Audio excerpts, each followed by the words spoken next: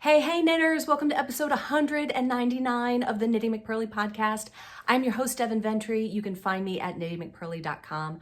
I am Knitty McPurly on Instagram, and if you want to email me, I am Devin at KnittyMcPurly.com. Welcome, you guys. It's episode 199. Next week is my 200th episode. That's crazy. Oh my gosh, how did we get here? I don't feel like I've done 200 episodes. For a while, it was like a monthly-ish podcast, but it really speeds up when you put one out every week. So thank you so much for being here. Thank you for subscribing. If you're new, please subscribe. You know, do all the things, the buttons, boop, boop, boop. But thank you for being here and for liking this podcast and for allowing me to visit with you for about half an hour every week. It's been so great for me. I am wearing my Benedicta sweater with this cute short vest. Apparently the short vest is a thing right now. I put it on and my children said it looked good, so that's how I knew it was cool. But I've got this Benedicta, this one, and people always ask me what yarn this is. It's a mishmash. The light pink is actually a fingering weight held double. Don't remember where I got it. And I'm pretty sure this is the brass tacks colorway from 29 Bridges. But I think it looks kind of cute with this little vest, doesn't it? If you wanted to make this out of Knitty McPurly yarn, which when I knit this, this was pre-me dyeing yarn, but I would use Dusty and Bosque. Those two would look amazing together for kind of a low contrast Benedicta. And honestly, having this on makes me want to go knit my September color of the month Benedicta that I just keep talking about and not actually knitting. But I'm gonna. You guys, I brought like nothing up with me. This episode, I think it will, hopefully it will read like all my other episodes, but the amount of prep that I put into it was a little bit less than usual because I have been getting ready to send out the advent calendars. Those are going out very soon. It's a whirlwind. Charlotte's dyslexic, and so whenever she spells, if I have to say a word for her to spell, I'll pronounce the H like whirlwind. Anyway, that's what I have been doing. I have been like up hours before the crack of dawn all week, getting these advent calendars to the point where they are ready to go out to you. I'm so excited about them. They turned out so good. I can't wait to see these puppies. I believe there's a hashtag. I don't know what it is, but anyway, if you get an advent calendar, there is a hashtag where you can post videos and progress and whatnot. With the calendar comes a free pattern download. And I do have several patterns that coordinate well with an advent calendar. I'll put some of those up while I'm talking. Several shawls that have been made with either Advent or Lent calendars of the past and would absolutely work for an Advent calendar, in any Advent calendar, but mine also. So those come along with the calendar. And if you want to make something else entirely, if you have a pattern that you want to use or you want to make socks out of it and you want a different free pattern, you can do that too. So if you bought one, those are shipping out soon. Very exciting. Also, very exciting. I had a lot of coffee. It's been a week. Another exciting thing that happened is that the League of Extraordinary Sock Knitters got information.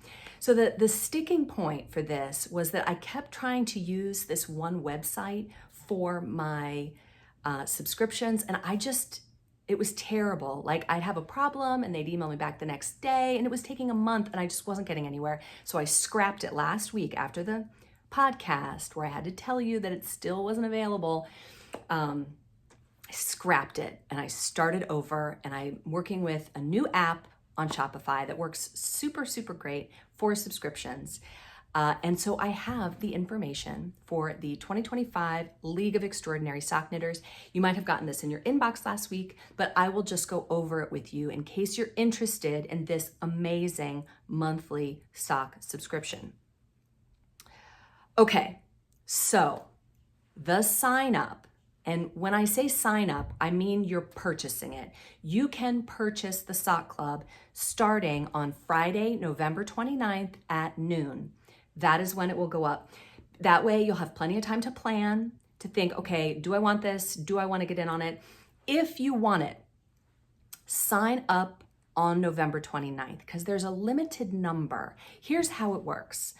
So when you sign up, you are subscribed for the length of the thing, which is 1 year, but you can cancel anytime. So if you don't sign up at the beginning, you're at the mercy of when other people cancel. So if somebody wanted just January's sock club, they could sign up on November 29th, just get January sock club and then cancel. And then that spot would open up for someone else to take, but they might not cancel. Like if you cancel, there's no guarantee that there will be a spot again because it's dependent upon people canceling. Does that make sense? So the best way to get in on the sock club is on Friday. It's the day after Thanksgiving. On Friday, November 29th at noon Eastern time, get in and buy one. And what will happen is you'll get charged for January. So this is happening November 29th. You get charged right away. The yarn will ship in December and it's January's yarn. So does that make sense? But that way you're in and you can stay in as long as you want. And if you cancel, like let's say you get 3 or 4 months and you're like, I think I've had enough. I haven't knit enough socks to justify continuing this, and you cancel, then someone else is gonna jump in and grab your spot. And that's fine if you're done with it, if you don't want it anymore. But if you're gonna want back in, I don't know, like this is new. I haven't done this before. I hope that it works. I hope it's a good system. I want people to be excited and motivated. Someone suggested a Facebook group, which I would love to do. Facebook, as we've said before, is a bit dictatorial in what you can do and can't do. Getting people into a private group is hard. Why? I have no idea. I don't get it at all. I don't know why it's hard to use, but it is. But we'll try. Okay, so the League of Extraordinary Sock Knitters is a monthly sock club. We're going to be knitting through Summer Lee's, I don't have it up here, the sock project book. I have, there's like 20-ish designs in the book, and I have chosen 12 of them. So for each month, it will say, this is the sock that this yarn is for. There will be a custom progress keeper. And these are like limited, like this is it. There aren't going to be more. They're not coming back. This is it. Also, if you sign up for the first one, you get the pin, and you're going to want the pin. The pin only goes out to the people who sign up at the beginning because that's all there is, and then it's gone.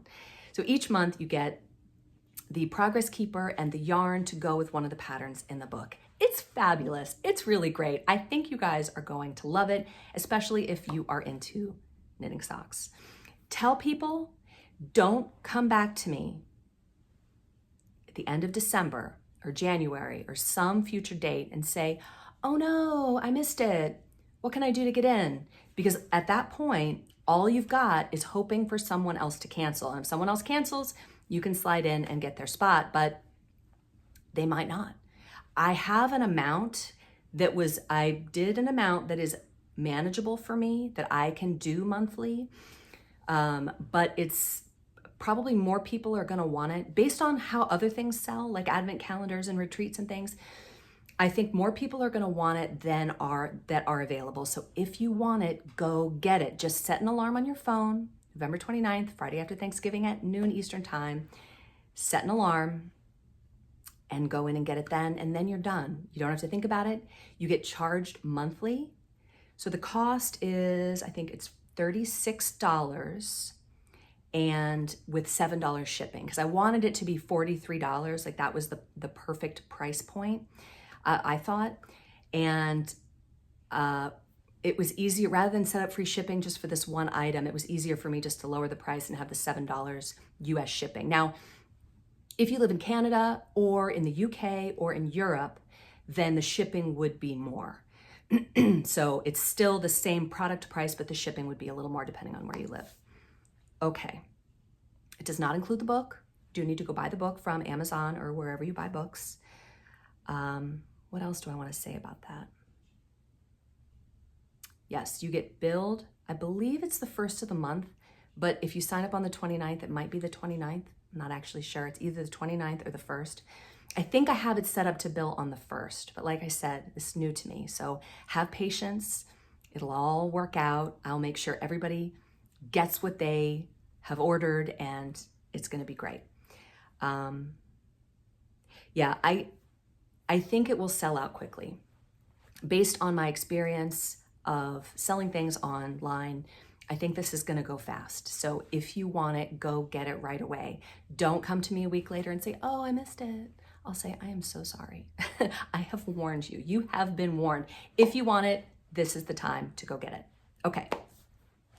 And if you have any questions, leave them for me.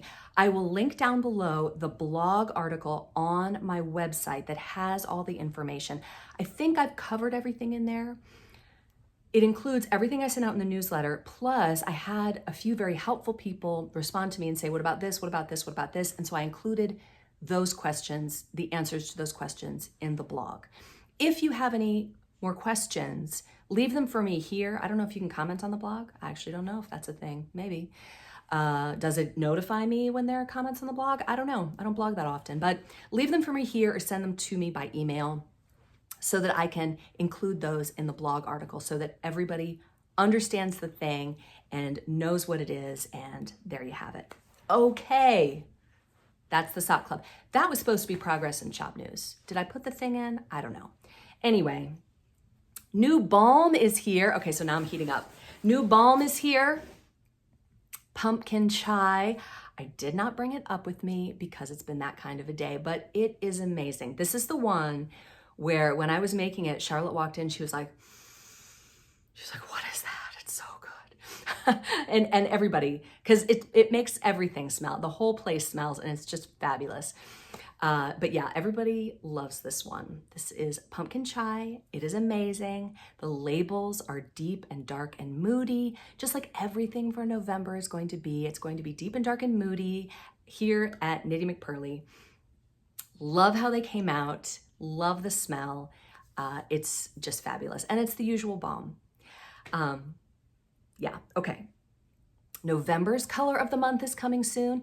And because I do wholesale orders, I always have the color of the month ready in advance of the month because the wholesale orders have to go out early enough. And so I have it all ready and it is fabulous. I'm not going to show it to you yet because it's not available yet, but it is coming soon. What's the date today? It's the 26th. So when's the 1st? 30 days hath,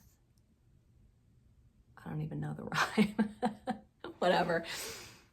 But it's October, so 31 days. Okay, so we've got almost a week until November 1st. So next week, probably for the newsletter, definitely for the podcast, November's color of the month will be here. It coordinates with so many other colors. Oh, so good.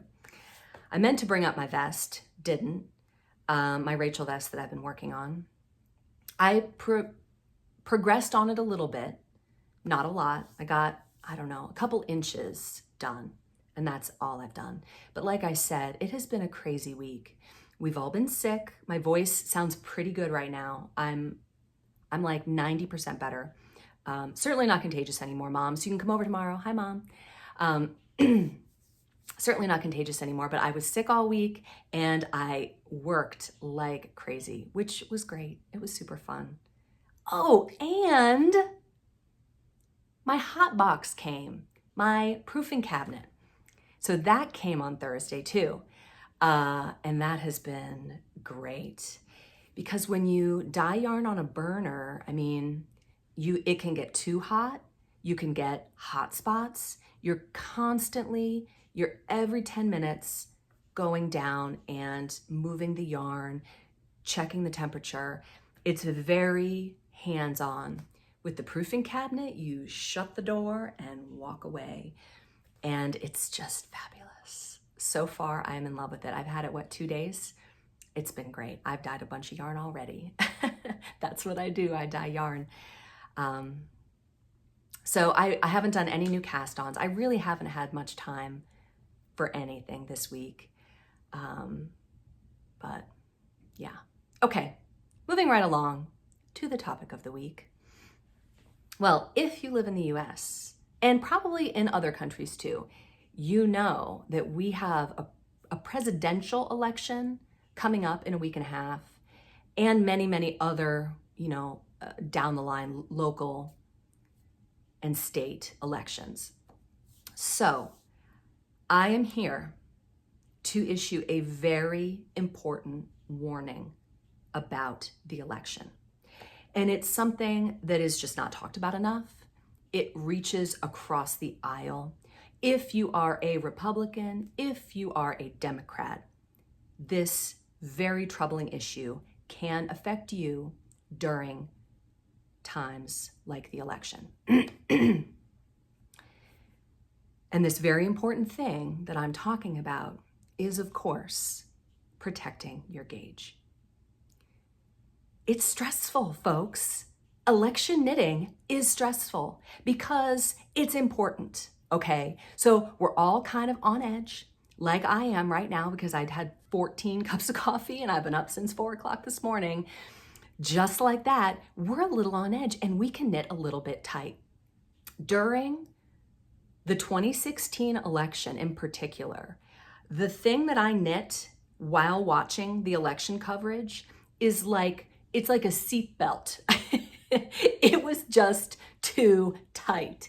You can knit too tight because you are anxious and stressed. So I just want to tell you, just in the back of your mind, be reciting the mantra, protect your gauge, protect your gauge, protect your gauge. It's all going to be okay. Because no matter who wins the election, you're going to have that knitted garment for a long time, longer than 4 years.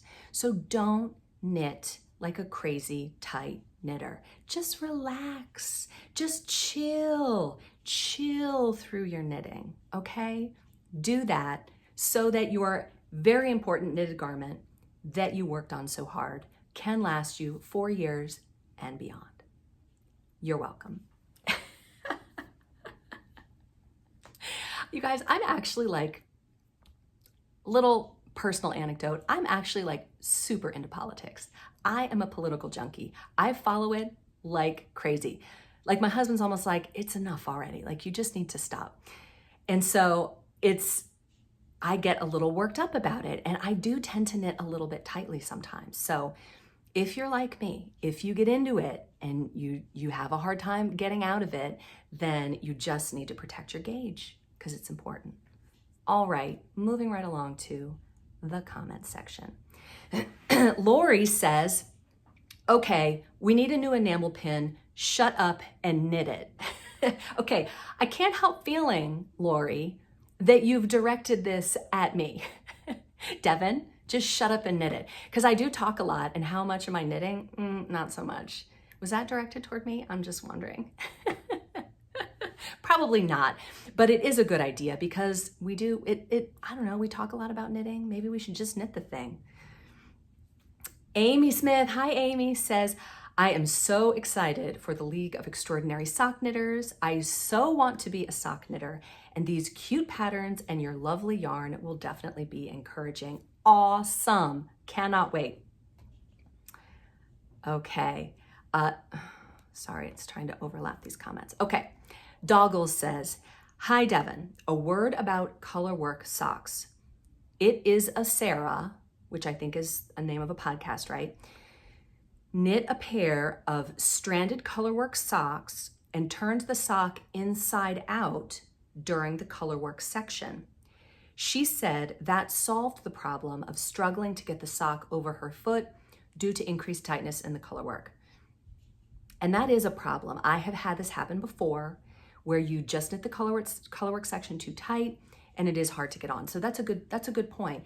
So she turned it inside out and she just purled and held the floats to the front.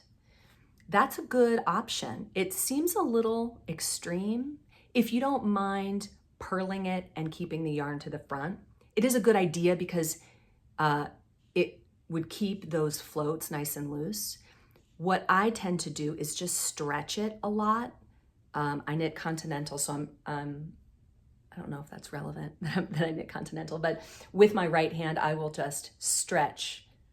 I'm doing this so that it's my right and your right.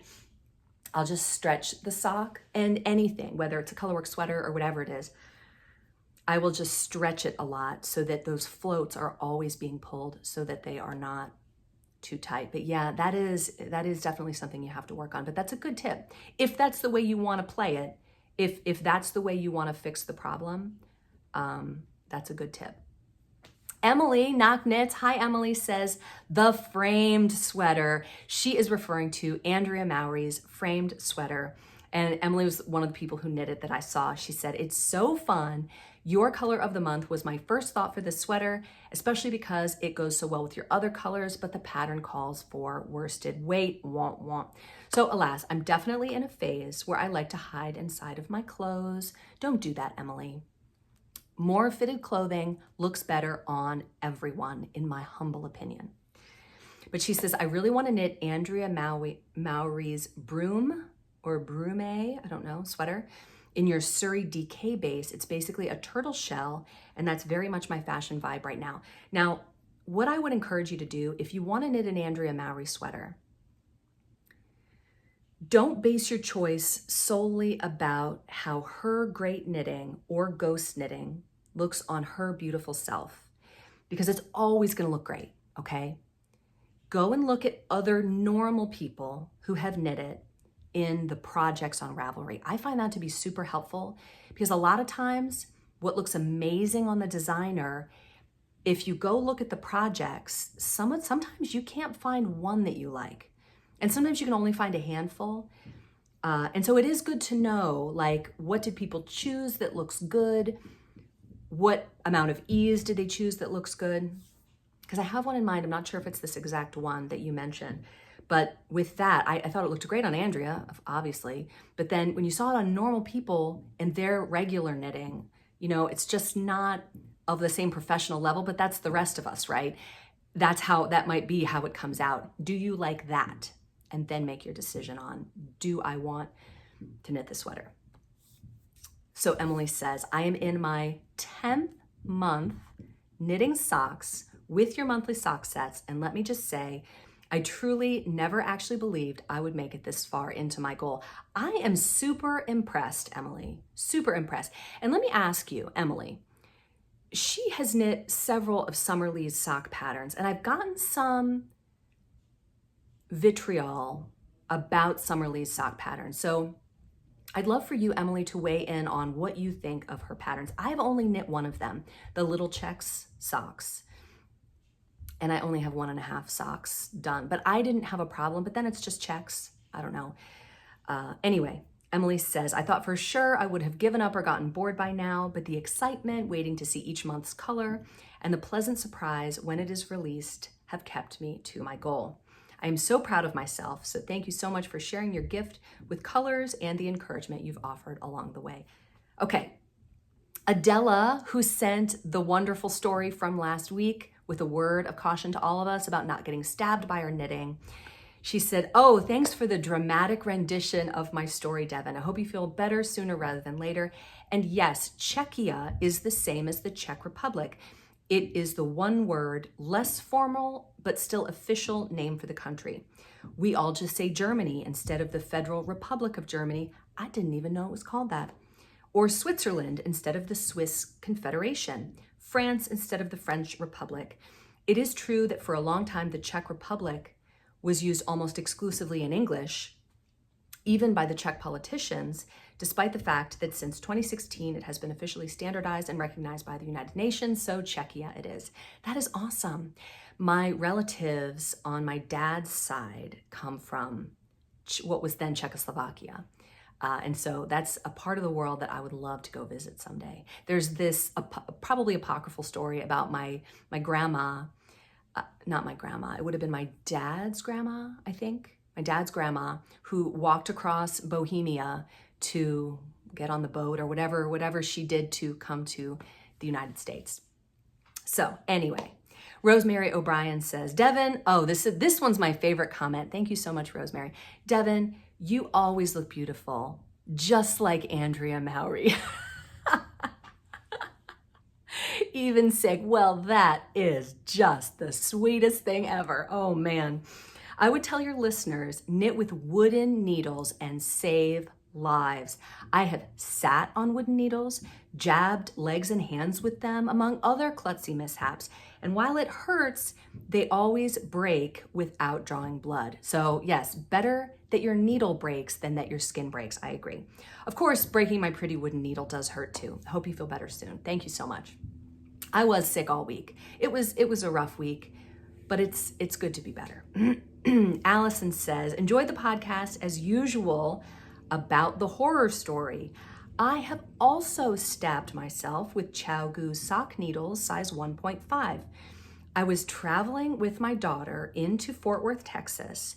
We were on the inside lane and a pickup started moving right into our lane. I hollered at my daughter, she swerved, and when it was all said and done, we were fine. The pickup moved back and we continued on our way. I looked down to pick up my knitting and lo and behold, a knitting needle was stuck in my arm. Oh my gosh. Mine is not a horror story. I beg to differ. It was just a funny story. I pulled it out and there was not even blood, just a little red hole in my arm. Oh man. Oh my gosh. Some hand sanitizer applied was the extent of the treatment needed. Oh man. Wow. Allison, that's a knitting story. I'm a little upset that you didn't send that to me, although you just did, so I guess it's okay. Dilly Dahlia says, Devin, that was a masterful, dramatic reading of the knitting story. I was on the edge of my seat the entire time. What a perfect story for Halloween. Oh, I should have saved it for Halloween, although that's on a Thursday. Anyway, the possessed knitting needle that goes around stabbing people. She says a 2mm needle is a size 0, which is what I use for socks, and ChowGoos are, of course, very sharp. I really like the metal tubes that you put the needle in. It's like a wand, right? It looks like a wand and you stick them in there. I have one of those. It protects the needles from getting bent or damaged, and more importantly, it keeps the needles from damaging everything around them. Look up Knitter's Pride circular needle protectors. You insert both needles into the tube in the slot on the end with the rubbery tip. Yeah, I have one of those. And they stay there until you pull them out. Yeah, awesome. I don't know where mine is. It's probably in a knitting bag somewhere. Lefty Crochets and Mirror Knits said, I like the idea of a beginner knitting kit for kids with videos if they showed continental and English. Most Learn to Knit kits show English only, which can cause difficulty for beginner knitters that already know how to crochet. So that's a good tip. I kind of feel like continental is all you need. Maybe I'm biased because I learned continental and I knit continental, but it seems to be less movement than English style. So I kind of like the idea of just teaching one way. That seems simpler.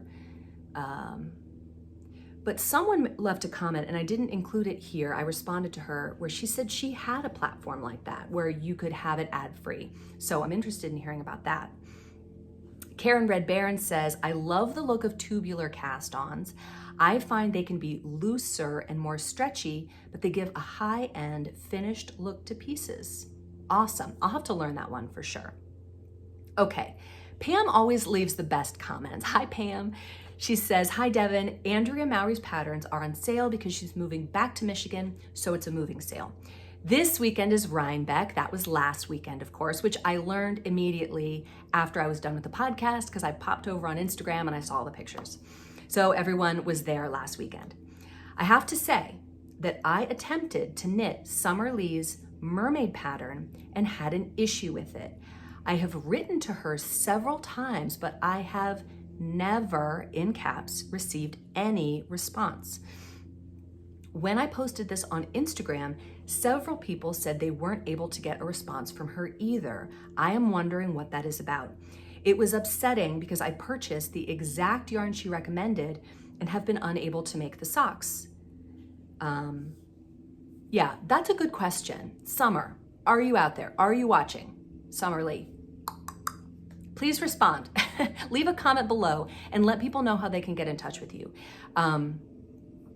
And yeah, things, we just have to do better. You have to address people who have a problem with the pattern.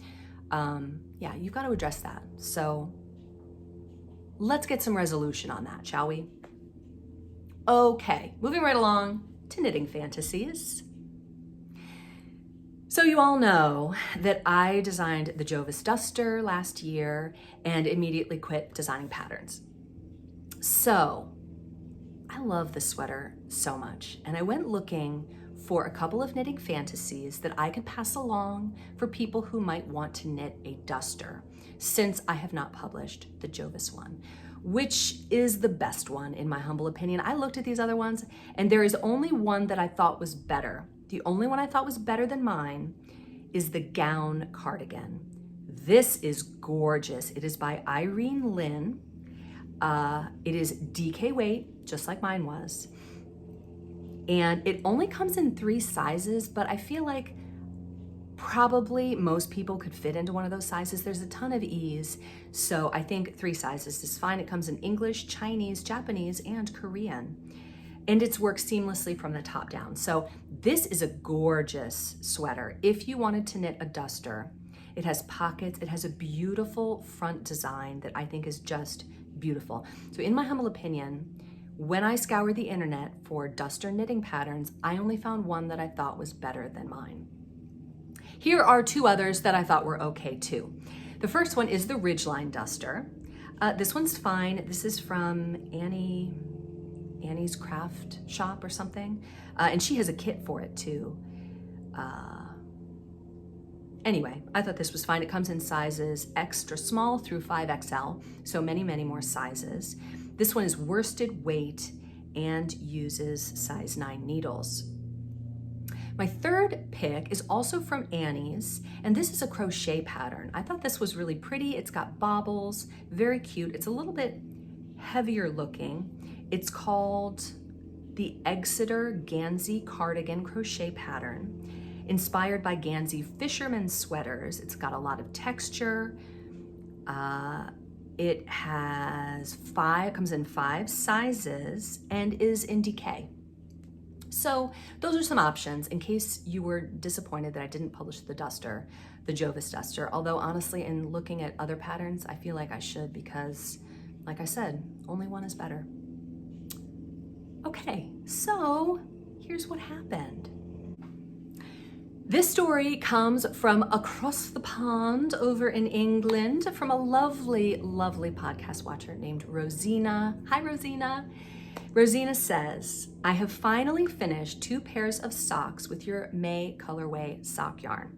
I loved May. May was beautiful. Not just an ordinary knitting project, these socks have been to many places. I always have a small, easy project for times when I'm in a queue or away from home. These particular socks have been to the local hospital many times as I visited my late friend Joyce, who celebrated her 100th birthday in hospital and passed away on the 2nd of September this year. Way to go, Joyce. 100 years? Wow, that's amazing.